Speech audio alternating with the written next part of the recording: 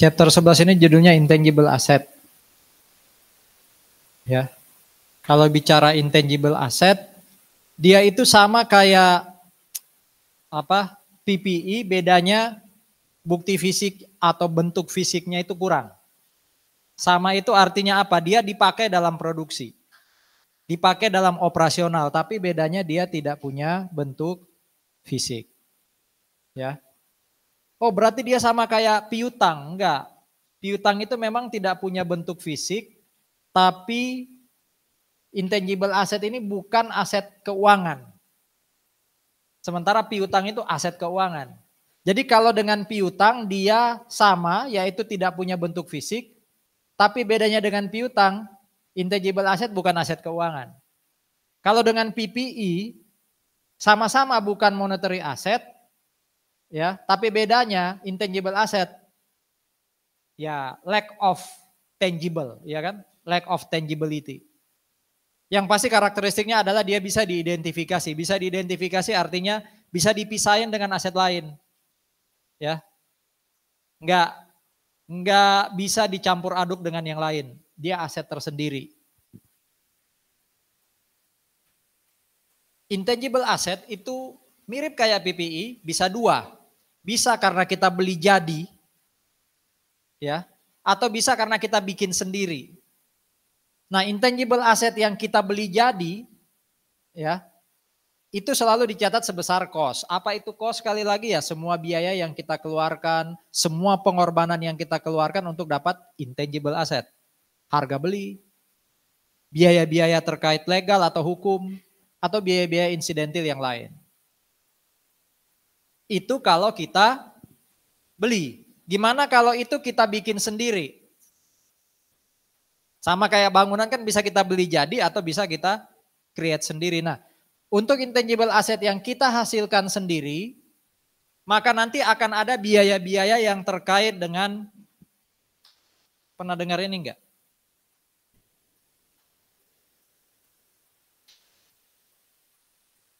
Research and development. Ya, research and development. Ada tahapan penelitian, ada tahapan pengembangan. Ada kayaknya divisi itu di Hima ya, divisi Litbang.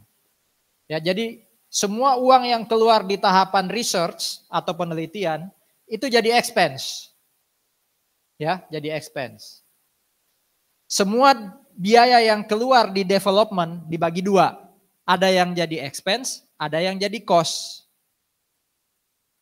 Karena intangible ini kita bikin sendiri, berarti harus ada research, ada development. Yang di research expense, development ada yang expense, ada yang cost. Ada yang di apa ini katanya? Kapitalisasi, berarti jadi aset. Nah, ini mungkin gambarannya ya. Yang biru ini tahapan research. Ya. Sorry, mulai ini ya, ini garis ini nih. Garis ini itu adalah proses untuk kapitalisasi, ya. Sementara yang biru ini adalah research. Nah, menurut teori tadi, semua yang ada di research itu jadi expense. Ya, itu jadi expense. Oke. Sementara yang putih ada yang jadi expense, ada yang kapitalisasi. Garis ini yang menandakan mulai dikapitalisasi, ini yang disebut ini istilahnya apa tuh? Economic viability. Economic viability itu kayaknya di depan tadi ada, belum ada ya, belum dijelaskan. Intinya gini, garis economic viability ini adalah garis yang menandakan bahwa perusahaan yang bikin intangible asset tadi yakin bahwa intangible assetnya di masa depan bisa ngasih uang, ya, bisa ngasih inflow. Kalau di soal disebutkan ya, mulai tanggal sekian waktu terjadi development sudah economic viability. Tapi kalau di praktek sekali lagi itu insting bisnis Anda. Aku bikin formula produk baru nih. Ini sekarang sudah tahap pengembangan. Sudah ada bentuk kemasannya. Berarti udah yakin bisa dijual nih. Nah, mulai hari itu kalau keluar duit semuanya jadi cost. Tapi sebelum hari itu semua jadi apa? Expense. Ya. Intangible asset itu dialokasi dengan istilah amortisasi. Kalau PPI kan apa? Depresiasi, ya kan? Nah, amortisasi itu biasanya dipakai untuk intangible asset yang umurnya bisa diketahui. Atau umurnya bisa diperkirakan, atau bahasa Inggrisnya definite. Definite, ya, definite life. Beda dengan PPI, amortisasinya itu pakai straight line saja. Kalau PPI kan bisa pakai double declining, jumlah angka tahun, ini pakai straight line saja selama useful life. Tapi amortization base-nya sama. Cost kurangi residual value. Jadi bukan cost ya, tapi kurangi dulu residual value. Secara jurnal, selama tidak disebutkan secara khusus di soal, maka Anda pakai jurnal yang bawah. Apa jurnal bawah ini? Amortization expense to nama asetnya. Kalau ikut PPI kan ikut yang atas ya, depreciation expense to accumulated depreciation kan. Ini bisa aja, tapi kalau di soal diminta pakai yang atas. Kalau soal nggak minta, Anda pakai yang bawah.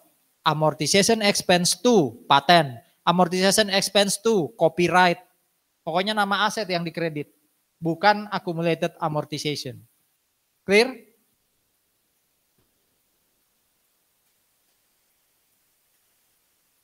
Kalau umur aset tidak bisa diperkirakan, tidak terbatas, atau indefinite life, maka apa katanya? Apa katanya? No amortization. Iyalah, mau dibagi berapa lama kita nggak tahu ya. Berarti no amortization. Pak, tahu dari mana Pak? Kalau di praktek sekali lagi ada aturan-aturan khusus yang mengatakan ini definite atau indefinite. Kalau terus-menerus bisa kita perbarui intangible tadi, itu berarti kan tidak bisa diketahui atau tidak terbatas. Kalau di soal nanti disebutkan, ini definite atau indefinite. Ya. Ini summary-nya. Kalau saya beli intangible asset, maka harga belinya dikapitalisasi. Tapi kalau saya buat sendiri, ada expense, ada yang dikapitalisasi. Kapan dikapitalisasi kalau saya buat sendiri? Kalau saya create sendiri aset intangible-nya, kapan saya kapitalisasi tadi? Tahap R atau tahap D? D yang mana? D yang sudah masuk apa tadi? Economic viability. Ya. Jadi semua R expense, tapi ada beberapa tahapan di development yang dikapitalisasi. Kalau penyusutannya gimana tadi amortisasinya? Kalau limited life disusutkan sepanjang masa manfaat. Kalau indefinite life tidak ada amortisasi. Itu ya. Nanti kita belajar lagi impairment. Semoga masih ingat impairment minggu lalu. Nah ini 6 kategori utama intangible asset. Kita bahas satu-satu nanti. Kategori pertama namanya intangible asset yang terkait dengan marketing atau pemasaran. Biasanya ini kita, anggap aja kita beli hak untuk pakai merek dagang, ini apa nih? Ini apa? Mercy. Berarti saya punya hak pakai logo Mercy. Jadi yang jadi hak saya kalau saya beli intangible ini berarti saya boleh pakai logo ini untuk penggunaan saya, baik itu dapat duit atau enggak, baik komersial atau enggak. Makanya saya selalu bertanya-tanya ya, Partai Demokrat ya bayar nggak ke Mercy pakai ini, ya kan? Demokrat kayak gini. Bahkan dia pakai apa? Pakai logonya Mercy itu. Makanya sering disebut Partai Mercy mereka. Dulu bahkan waktu SBY jadi presiden pertama kali, Anda mungkin belum ada ya. Itu tahun Jokowi kan mulai 2014, SBY berarti 2004. Sudah lahir? Belum ya? Ada iklan Indomie ya. Dari Sabang sampai Merauke. Gitu lagunya ya, saya nggak tahu sekarang masih ada nggak. Itu kemudian di take down, nggak boleh ada iklan Indomie karena lagunya diganti untuk iklan Demokrat. SBY presidenku. Wah, itu gara-gara lagu itu orang pilih SBY 2 periode. Sama kayak sekarang yang Prabowo apa tuh? Ada lagu dangdut koplo tuh yang campur sari kan. Ya, saya lupa lagunya. Itu kan juga di-create untuk kampanye. Nah, itu pasti Pak bayar tuh ke pencipta lagunya, hak ciptanya. Termasuk pakai logo ini yang saya bilang tadi ya. Hak untuk pakai logo itu namanya intangible asset marketing related. Untuk marketing related itu tidak ada amortisasi. Kenapa? Kita pakai konsep going concern. Masih ingat? Going concern apa maksudnya? Kalau perusahaan itu dibuat tidak pernah ada niat untuk ditutup. Berarti kalau saya pakai logonya Mercy, selama saya bisa terus memperbaharui, Mercy ini nggak akan tutup kan? Berarti kan saya nggak bisa memperkirakan apa useful life. Berarti dia tidak perlu diamortisasi. Ya. Dia memperoleh trademark, merek dagang, kosnya 3 juta. Ya. Sisa umurnya sih 8 tahun tapi bisa diperbaharui terus menerus. Sehingga dia sulit diestimasi. Nah, berarti waktu beli trademark to cash tapi tidak perlu amortisasi. Itu marketing related. Ada pertanyaan? Tipe kedua namanya customer related. Dalam hal ini adalah customer list contohnya. Dulu ya, kalau masih zaman-zaman dulu Anda belum ada juga. Mau ngisi pulsa itu susah. Harus datang ke Indomaret malah belum ada. Harus datang ke kios tertentu yang memang bisa ngisiin kita pulsa. Nah biasanya kan ditanya di situ nomornya berapa. Berarti kan nomor saya kecatat sama tempat jualan itu. Itu kan berarti ada list nomor handphone. Itu aset loh buat dia. Kira-kira itu berharga buat siapa daftar nomor handphone tadi? Ayo, kira-kira ke siapa itu bisa dijual? Marketingnya apa? Contoh yang relate aja. Kartu kredit contohnya. Iya kan, datang saya marketing kartu kredit ke kios ngisi pulsa. Minta dong nomor handphone. Saya kan tinggal blast SMS waktu itu. Pak mau pakai kartu kredit ini enggak? Kalau sekarang mungkin ini apa? Judi online ya kan? Punya daftar nomor tanpa tahu itu siapa, pokoknya kirim ya kan? Ada lagi yang lain dulu ini, koran. Koran dulu itu masih kertas dan ada loper koran namanya. Buang koran tiap pagi sebelum masih subuh gitu, bangun baca koran pagi-pagi gitu. Dia kan berarti simpan nama saya, alamat rumah saya, itu kan customer list. Kalau dia jual ke orang lain bisa loh itu. Makanya tiap hari kadang tiba-tiba ada surat penawaran produk lah atau apa. Berarti sekarang Anda kalau nyimpan nomor handphone siapapun gitu ya, terus ada cowok yang datang deketin, minta nomornya si itu dong gitu. Minta traktir minimal. Ya kan? Karena itu aset buat Anda kan. IG dia apa ya? Itu kan juga data tuh. Nah, itu namanya apa? Customer related. Itu diamortisasi. Diamortisasi selama kapan ya? Selama useful life. Contohnya di sini customer list. Belinya 6 juta. Useful life-nya berapa tuh? 3 tahun. Nah, berarti per tahun 2 juta. Ingat, selama tidak disebutkan di soal, maka yang kita kredit itu nama asetnya ya. Kalau disebut pakai accumulated ya silakan, tapi selama nggak disebut customer list-nya yang kemudian dikredit. Berarti akhir 2027 berapa nilainya customer list? Akhir 2027 berapa nilai customer list di neraca, di intangible asset kita? 0. Awalnya 6, 2025 berkurang 2, 2026 berkurang 2, 2027 berkurang 2, sudah berkurang 6 kan? Berarti berapa nilainya? 0. Tapi kalau kita pakai ini, accumulated amortization, akhir 2027 nilainya tetap 6. Di bawahnya ada accumulated amortization, book value-nya 0. Tapi kalau kita pakai yang atas, dia langsung 0 dia. Gitu ya. Nih.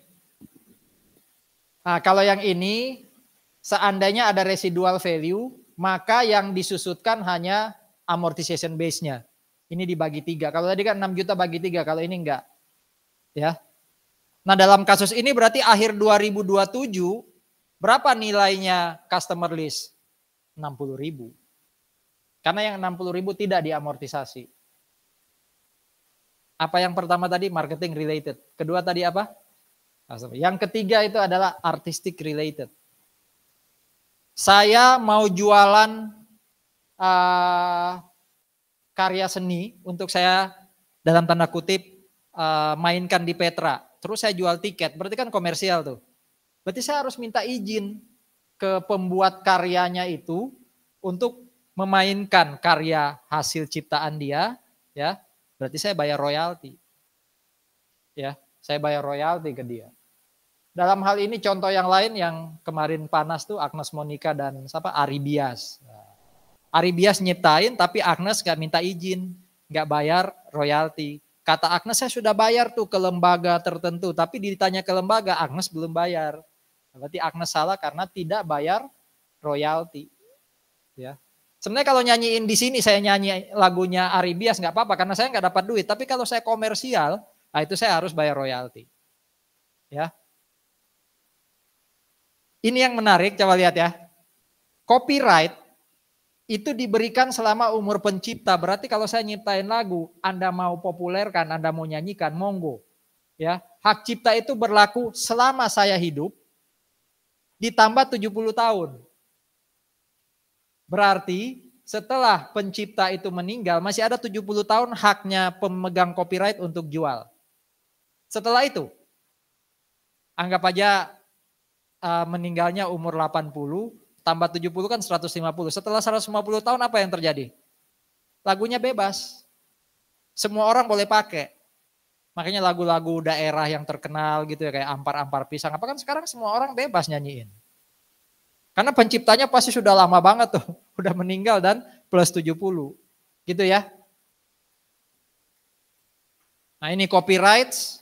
Kalau dia diamortisasi kayak gini selama berapa lama? Ya. Nah ini coba lihat ya. Khusus untuk artistic related, dia diamortisasi bukan selama umur hukum. Bukan selama umur legal. Tapi selama useful life. Jadi dari mana 20 juta? 500 bagi 25. Ya. Apa aja? Marketing, customer, artistik. Ya kan? Kontrak related. Kira-kira apa bedanya ini dengan marketing related? Karena di sini ada logo nih. Logo McD nih.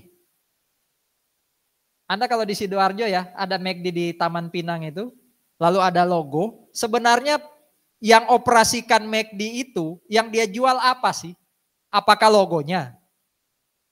McD itu kalau ada di Indonesia orang yang punya hak pakai McD itu sebenarnya dia dapat manfaat dari apa? Dari logonya atau dari apa? Saya kalau punya duit, tak beli McD untuk saya operasikan di Indonesia. Yang saya operasikan itu apa? Ya proses produksinya sama kayak di pusatnya. Itulah yang disebut apa? Apa tuh? Franchise. Jadi saya boleh jualan produk tadi, termasuk semua proses produksinya. Logonya ya saya harus pakai kayak gini. Atapnya sama kayak atapnya di Amerika, ya kan? Cara masaknya sama kayak resep di Amerika. Itu namanya franchise. Jadi bukan logonya yang dijual, tapi proses produksi termasuk proses operasional. Makanya muncul yang namanya franchise atau lisensi. Termasuk Shell yang sekarang lagi ngetop karena pada nggak percaya Pertamina gitu ya. Istri saya itu sampai, jadi istri saya gini, bensinnya hampir habis, dia lalu pergi ke mana? Pertamina, ngisi paling berapa 50.000 untuk nyari pom bensin Shell. Gitu. Ternyata pas mau masuk pom bensin Shell ngantri panjang. Berarti kan ada pergeseran kepercayaan sekarang gitu ya, sejak korupsi Pertamax kemarin, oplosan Pertamax.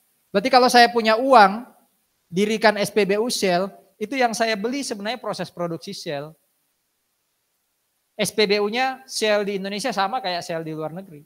Itu namanya franchise. Nah ini kan mirip kayak going concern, berarti apa? Apa ini? Tidak ada amortisasi. License atau apa tadi? Franchise right to cash. tanpa amortisasi.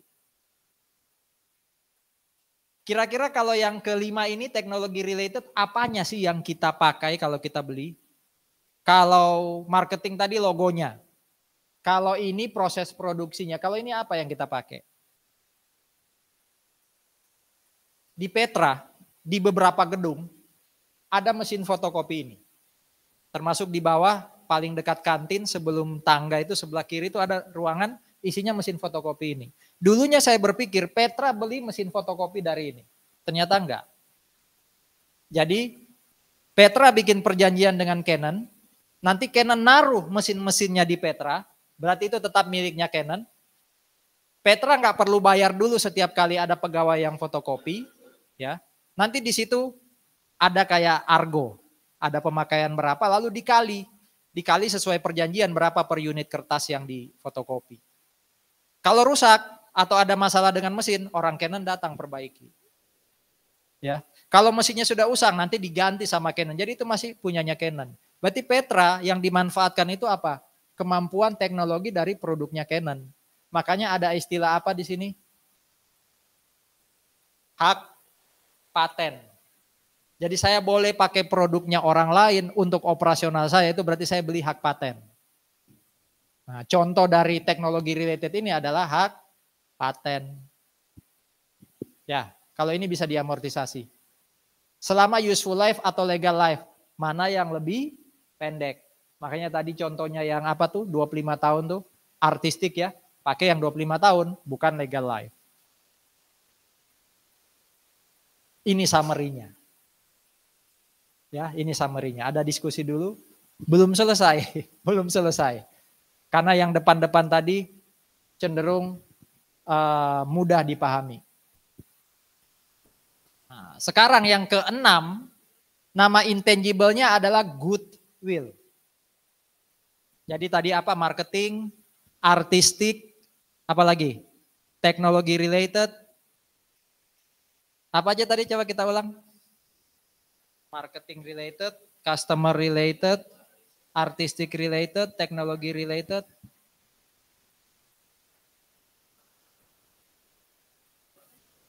Apa tadi? Kontrak related, ya. Kontrak related itu yang franchise ya. Nah, yang keenam namanya goodwill. Apa itu goodwill? Goodwill itu muncul gampangannya gini. Saya kalau pengen dapat perusahaan lain caranya gimana? Umpama ini PTA nih. Terus ada PTB. Gimana caranya saya bisa akuisisi? Apa yang saya lakukan? Beli apa? Nah, cara pertama beli saham.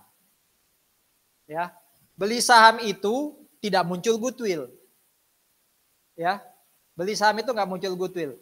Cara kedua adalah yang saya beli keseluruhan perusahaan, bukan hanya sahamnya. Berarti kalau dia punya utang, utangnya nanti saya akui. Asetnya pasti saya akui. Karena kalau beli saham, saya nggak ngakuin hutang dia, saya hanya ngakuin uang yang saya invest di tempat perusahaan tadi. Cara kedua inilah, yaitu membeli aset dan hutang, itu yang memunculkan apa? Goodwill. Ingat ya, beli saham nggak ada goodwill, tapi kalau beli perusahaannya, aset dan hutang, akan muncul goodwill. Ya, gimana cara menghitung goodwill? Diingat-ingat nih. Uang beli perusahaan, kos yang saya keluarkan untuk beli perusahaan tadi beserta utangnya, dikurangi dengan apa? Apa ini? Fair value apa? Net asset. Berarti Anda cari dulu net asset, cari fair value-nya. Cari net asset dulu, cari fair value-nya. Baru Anda bandingkan dengan cost. Kalau fair value net asset 80, saya berani bayar 100, 20-nya itu goodwill. Gampangannya gini ya, kalau ada orang ngelamar di Petra, terus saya tanya, kamu mau dibayar berapa gajimu? Saya dibayar per bulan mungkin 7 atau 8 juta Pak. Terus Petra berani bayar 10 juta ke dia, itu berarti Petra melihat, oh ada sesuatu yang lebih ya dari dia. Sesuatu yang lebih itu disebut goodwill. Ya, nanti kita implementasikan rumus ini. Yang pasti kalau ada goodwill tidak dikapitalisasi, Goodwill yang dihitung sendiri tidak dikapitalisasi. Goodwill hanya muncul kalau kita beli perusahaan lain. Berarti kalau saya menilai diri saya sendiri, saya itu nilai saya 100. Orang pasti akan bayar lebih buat saya 120. Oh ada goodwill 20, itu nggak diakui. Karena itu saya hitung sendiri. Goodwill hanya muncul kapan? Kalau dibeli. Jadi goodwill ini pengakuan, bukan diakui sendiri. Jadi nggak boleh flexing gitu ya, nggak boleh sombong. Kita baru boleh sombong kalau orang lain yang benar-benar mengakui. Itu mungkin goodwill. Nah ini ada contoh nih, coba lihat. Aset, equity, dan liability. Tadi saya bilang apa? Cari apa dulu tadi? Net. Tolong diingat-ingat. Net aset itu adalah aset kurangi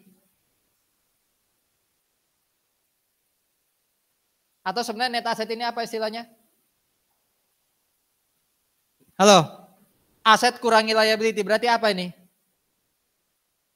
Halo, persamaan dasar akuntansi. Cari dulu net aset. Nah, net aset yang bisa kita hitung di sini yaitu 255 kurangi dengan 55 atau dengan kata lain 200.000. Di slide ini itu belum net aset yang kita cari. Karena yang mau kita cari itu adalah fair value. Sementara ini book value. Jadi kalau baca soalnya masih sampai di sini, kita bisa ketemu net aset tapi hanya book value-nya. Terus berapa fair value-nya? Kalau di praktek ya kita tinggal lihat harga pasarnya aset kita berapa, itulah fair value. Kalau di soal ini informasinya. Berarti total aset kurangi dengan liabilities fair value-nya, itulah yang disebut fair value net asset. Ya. Fair value-nya net asset 350, berani dibayar 400 sama multi diversified untuk beli tractor link. Berarti kan berani bayar lebih itu ada apa? Goodwill. Berapa goodwill-nya? 50. Yang ngakuin goodwill adalah yang beli. Dalam kasus ini adalah multi diversified. Ya. Berarti nanti multi diversified akan bikin jurnal, goodwill-nya di debit. Sekaligus ngakuin asetnya tractor link dan hutangnya tractor link. Kita lihat jurnalnya multi diversified. Ini jurnalnya multi diversified. Goodwill-nya 50 ya kan? Apa bedanya cash yang di debit dan di kredit? Ini ada yang di kredit, ada yang di debit. Apa bedanya? Ini apa ini? Harga untuk beli tractor link ya kan? Kalau ini cashnya tractor link. Mau bukti? Yuk lihat. Nih. Ya kan? Ini dapat dari mana kalau ini? 18.000. Ini patennya tractor link. Ya. Patennya tractor link nih 18. Tapi ingat loh ya, yang dikredit atau didebit oleh pembeli dalam hal ini multi diversified adalah fair value. Bukan book value. Ya, bukan book value. Oke. Contoh di sini. PPI-nya 153, di sini 205. Kira-kira yang didebit yang mana? 153 atau 205? Yang didebit sama multi diversified yang mana? Yang 205 atau yang 153? Ya fair value yang didebit. Nih. Ya. Oke.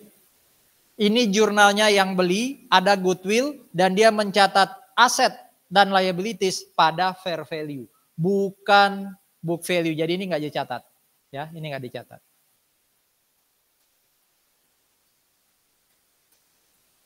Masa manfaat goodwill tidak terbatas atau tidak dapat diidentifikasi sehingga tidak ada amortisasi, tapi bisa jadi ada impairment. Tadi berapa fair value-nya Tractor Link net asetnya menurut soal? Coba lihat. Menurut soal tadi berapa fair value net asetnya Tractor Link? 350. Gimana kalau multi diversified bayarnya 330? Hah? Berarti kan di bawah 350 ya? Berarti itu apa tuh selisihnya 20? Pak, kalau bayar 450 itu goodwill. Berarti kalau bayarnya 330 badwill dong, ya kan? Ini nih namanya apa? Gain. Lihat kasus nih. Total asetnya 900, liabilitiesnya 100, berarti net asetnya 800. Harga belinya 500. Berarti kan net asset fair value-nya dibayar dengan cash yang di bawahnya, 300-nya itu gain. Ya kan? 300-nya itu gain. Ini kasus kalau cash yang dibayar lebih rendah dibandingkan fair value net asset. Oke? Sekali lagi, siapa yang bikin jurnal ini? Yang beli atau yang dibeli? Yang membeli atau yang dibeli? Yang membeli, ya. Termasuk tadi pengakuan goodwill kan yang ngakuin multi diversified, bukan Tractor Link. Kalau di sini yang ngakuin ABC, bukan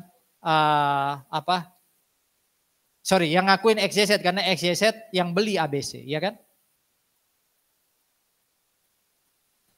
Ada pertanyaan goodwill so far? Nah, sekarang kita belajar impairment.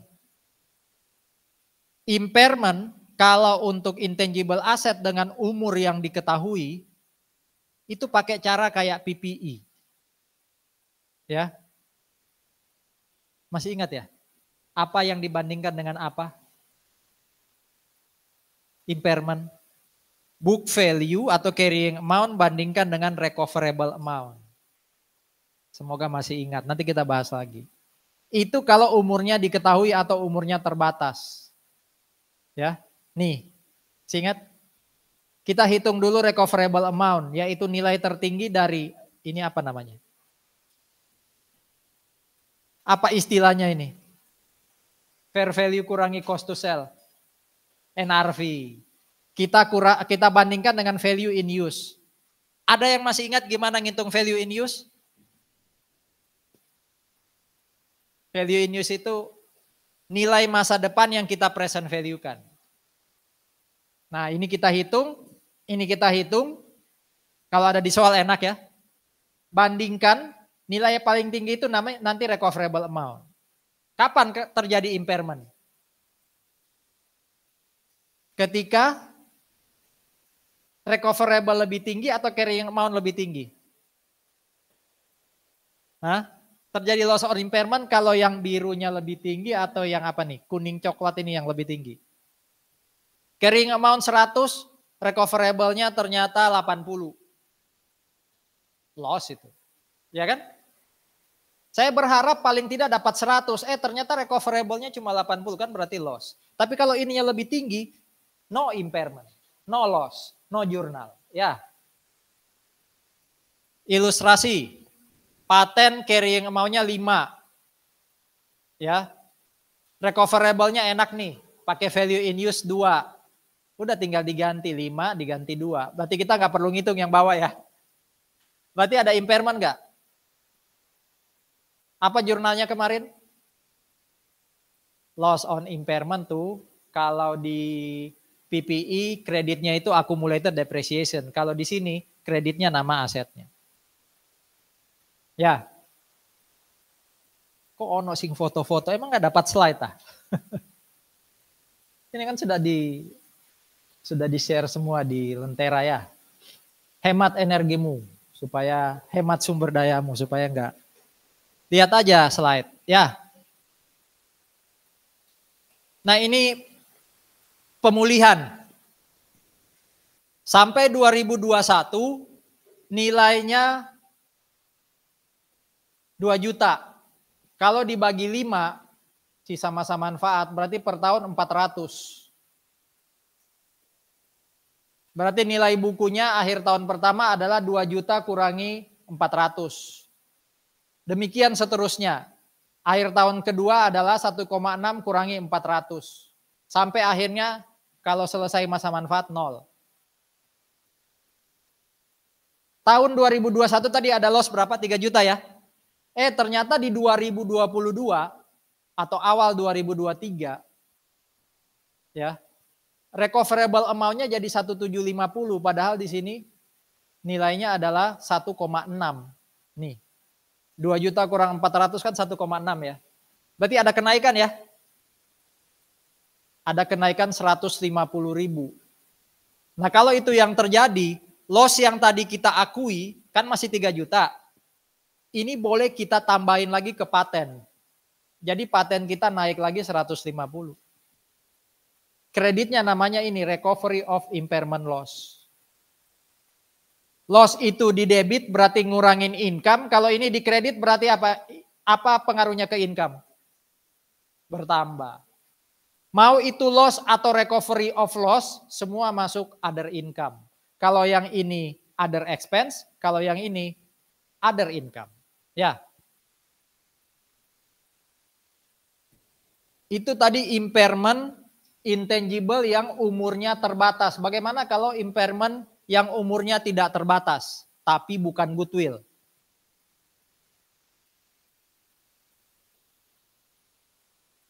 Carrying amount-nya 2 juta. Recoverable amount-nya 1,5. Ya, 1,5. Berarti ada loss 500. Tapi kalau recoverable-nya let's say 2 juta 100, tidak ada loss. Ya. Goodwill, gimana impairment-nya goodwill? Ini contoh nih.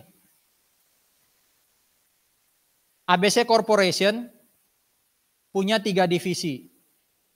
Ya. Salah satunya XYZ. XYZ ini dibeli 4 tahun lalu senilai 2 juta. Ya, dibeli 4 tahun lalu senilai 2 juta. Tahun ini mau dilihat ada impairment atau enggak. Akhirnya muncul nih, fair value net asset. Ini masih soal ceritanya. Belum kesimpulan impairment atau enggak. Tapi saya mau nanya dulu. XYZ 4 tahun lalu, berapa fair value net assetnya? Kan XYZ dibeli sama ABC 4 tahun lalu ya. Waktu dibeli itu berapa fair value net assetnya XYZ? Soal ini nggak kelihatan tapi artinya bisa dihitung.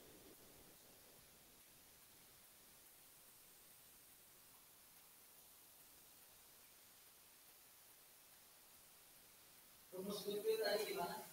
Goodwill itu adalah selisih antara harga dikurangi dengan fair value net.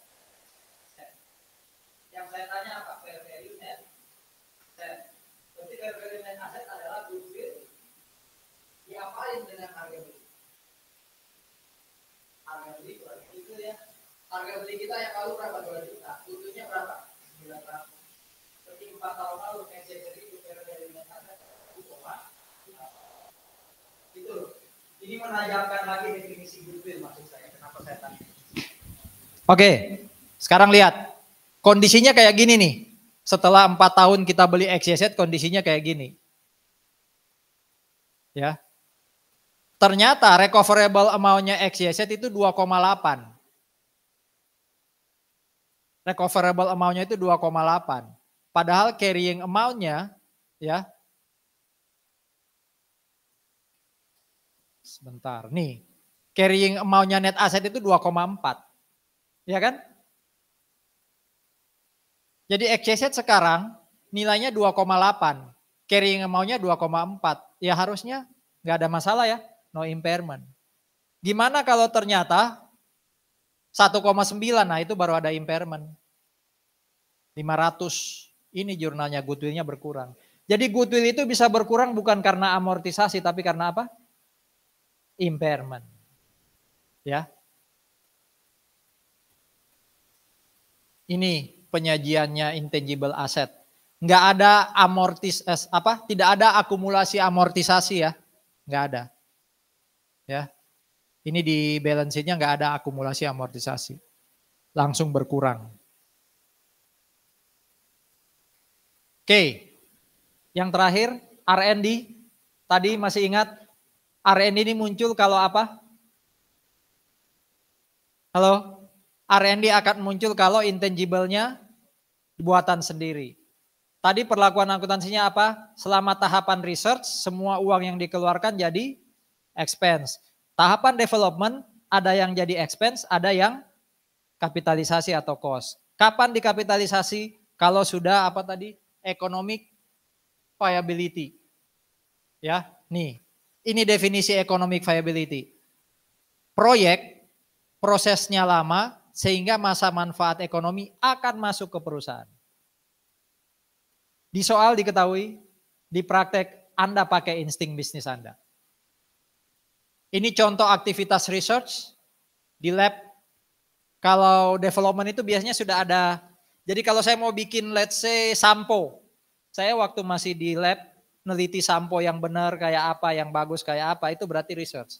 Tapi kalau samponya udah selesai cairannya, tinggal bikinin apa kemasannya, itu bisa jadi sudah masuk development. Ini kos-kos yang terkait dengan R&D. Wah, ini summary-nya ya, R&D. Startup cost itu kayak tadi biaya perintisan. Biaya perintisan jadi expense. Kerugian tidak dikapitalisasi, biaya iklan expense.